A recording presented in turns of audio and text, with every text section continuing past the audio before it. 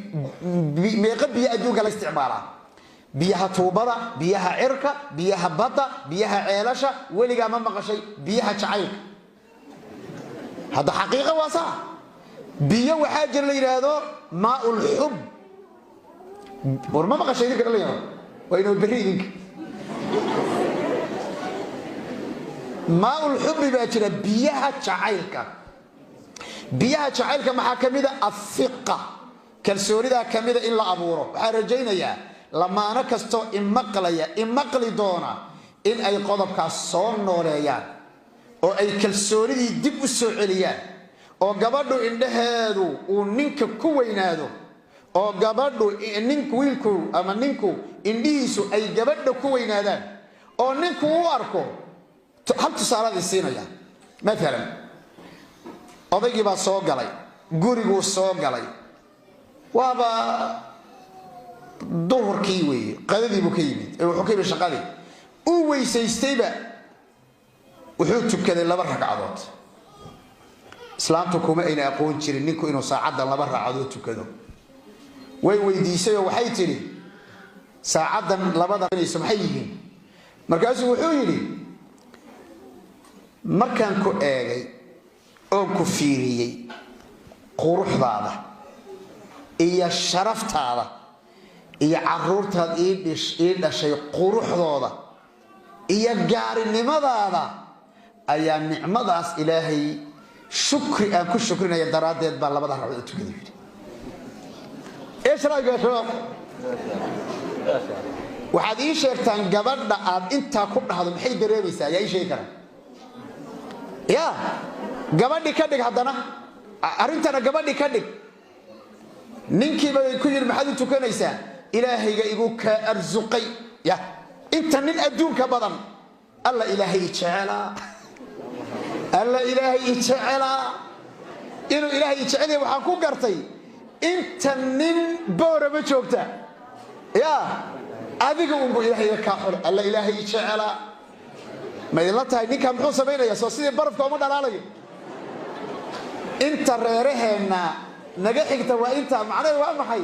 fiqa iyo kalsooni tusaale kala qabsada odaygii baan hadana tusaale ku soo qabanaya shaqadu tagay maanta markuu meelaha joogo oo kaasi maqan yahay 2 saac oo kaasi maqan yahay يو هلو سوي وقصوع ها حبيبي السلام عليكم وعليكم السلام هيا محاد ما انت جرا والله waxaan doonayaa maanta inaan shaqada ka soo tago oo maxaa dhacay mid xanuunsan tahay ma yaadaan ku xiisay erayakum waxa hubaala intaas iga tijaabiya waxa hubaala inaad guriga aad ku soo noqon oo ugu soo noqon qofkaad ka tagtay qof aan ahayn gurigaad ka tagtay guri aan ahayn cuntada shalay cunto aan ahayn xabada way ka diyaar galoobayaan xabada kale noo qarin maya adu furaad siiyay sheekh wuxuu yiri inta hadan hal maalin ku dhaw maalinta dambe maya adu tariiqo kale isticmaalaysa laakiin hal furu baan siinaya taa kali ama wal aaqil yafamu bil ish wa tusaalihi wi sida daraadeed tusaalooyinku wax badan bay faa'iideeyaan odaygii baa soo galay oo aad u daalan oo maantuna soo shaqeynayay Soomaa gabadhii uu yimid oo aad u daalan oo maantuna caruurtii daba ordaysay oo qada u kari oo u qabe oo quraanka u dir oo ka soo qaad oo dharkooda diyaari oo hadana odaygii si cuntadiisa diyaari oo dharkiisa diyaari ya laba daalan baa isu yimid warsaas ma waxa laga yaabaa gabadhii inay leedahay والله gabar dariskeeda u wareegaysa mugti abaayay aniga wallahi ninku ku rafaasanaho waxba iima qabto shaqadaas oo ka imaada wuu seexdaa saas ma maxaa keenaya laba daalka waa in la iskaga garaaba ka war haduu odayga markuu soo galo ay ku dhahdo gabadhii soo dhawow annaga noo soo shaqeynaysi maanta dhan qorraxdaad aragtay adiga kugu dhacday ilaahay ha noo ka daayo kabaha maartay kabaha musqusha lagu galo ay xagga u sii jeeyso musqusha soo u sii gashado shukumaanka u sii dhigto intuu soo qabayso cunto kulayl iyo qabow u dhaxaysa oo cusbadu ku yarta inana waxa moogta waxad walwalaaqdi ma aha sama cunto kulayl iyo qabow u dhaxaysa marka u soo dhigto kadibna aad dhahdo war baan ku hayaa aye maanta ana ku casuumay waan ku casuumay waliga adu ma casuumtay ninkaaga waliga ma casuumtay sama saasa la rabaa wallahi gabdhaha fariidin way wiilasha weydiinaya idinku waliga gabdhiina ma casuumteen ما ترى ما أنت أنا دي عزوم أنت هاي سما هذا اسمه دلالة ساس ما ساسوي مركا أنا ما تيجي عزوم أنت هاي سيدا درادة قبر با نك هذي بي قصير بيدي شيء يا هلكا قصافن قبر با يسوى علي وهيقول ترى الشيخ ونكي بان كلا تاجلنا هاي محاد يقول تلي الله أنا وانش على هاي يقول لكن نكي حوجا واحد مدام المهن سيبوا يجلس يجيله وحنقول واحد يشاء قولك تشيفك واحد يليس واحد كذلك تهرت أراس رنعة وبحضور نقضه جوش علامة الوضع الضادية واتنا زمان جوش علامة الوضع الضادية برفونا هرل أدوه جوري هرت واحد كذلك تجوري أراس أو نلك عد كبدل باني نل عد مقبول ركبناها هرت نلك عد كبدل نل عجارن horta waynaad ku xidhaa ninka markii la daaro uu guriga isbedelayo war wala fahamsama kadibna cunto ajiiba u samee adiguna labiso qolka chiefkana ayuu sagirin markuu imaaday qolka yar maanta dharka iskaga bedelay qolka chiefka u xayisi waxda ma qolka markuu dhamaa maanta qolka dhacay ku dhacay qolkii markuu galay wuxuu arkay qolkii oo la yaab leh carafta iyo quruxda iyo wixii la kala bedelay ninkii nimanku waa gabdho nimanku waa masaakiin runtaan idin sheegaya ninkaad intaa ku samaysaan waa sixirteen waxa la as-sihru al-halal ma maqasheen nimanku waa markiiba ninkii gabadhi hab Allah ma waxan maana ii samays oo waxan maana iskale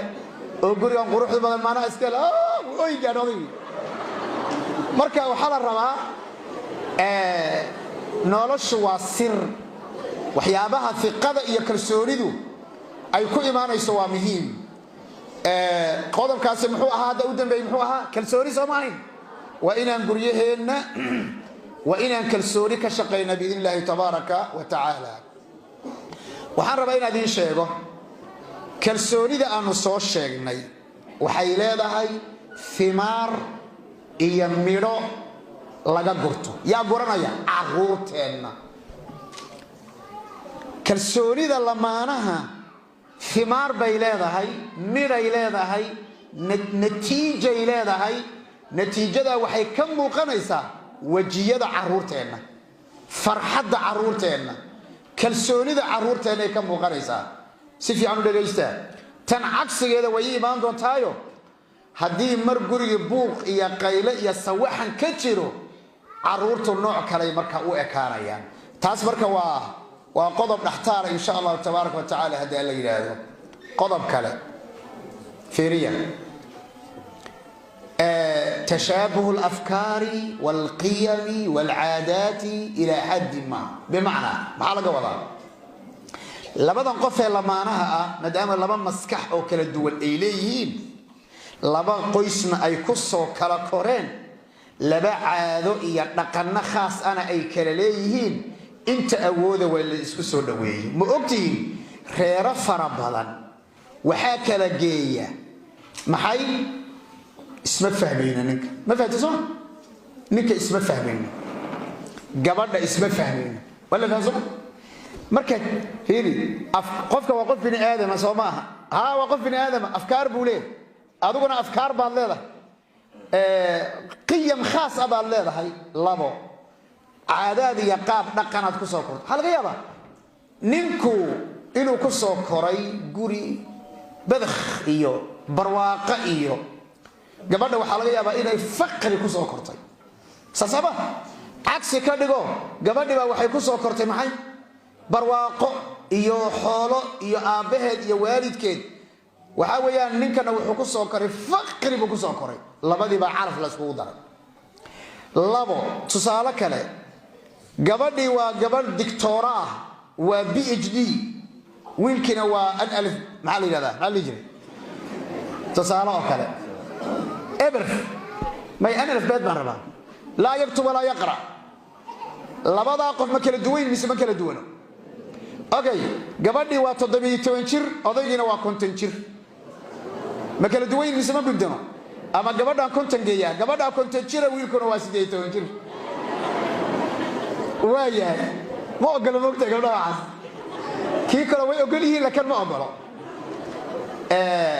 waxaydan ku diidaynin haweenaydu markay 40 gaadho ilaa 50 sano waa marka ugu qiimo badan nolol warka ogaada hoos hayso dhigina nimanka maali dhaweeyda waan la soo dardaar goday baan la soo dardaarmay jijigaan la soo dardaarmay waxaan ku yiri war gabdhaha markay 40 joogaan bay noloshu ka u noqotay markay 40 jiraan oo islaamta aad ka dhaqaaqaysaan gabadh yar oo 7 jir aadaysaan war dulmiga iska daaya buu ama adl u sameeya ama cadaalad u sameeya oo adl u sameeya hadii kala aakhirada dhinac u socdo iimaanaysa hadii kala ma aakhirada dhinac u socdo iimaanaysa cadaalad baa laga rabaa konton jir haday tahay nin bay u baahantay soma konton jir haday u baahantay wehel bay u baahantay konton jir haday tahay dhaqan bay u baahantay war saas ma marka konton bay gaadhay iyo 40 bay gaadhay gabadh yar baan guursan ayadina waan ka tagi aakhira xageed aadi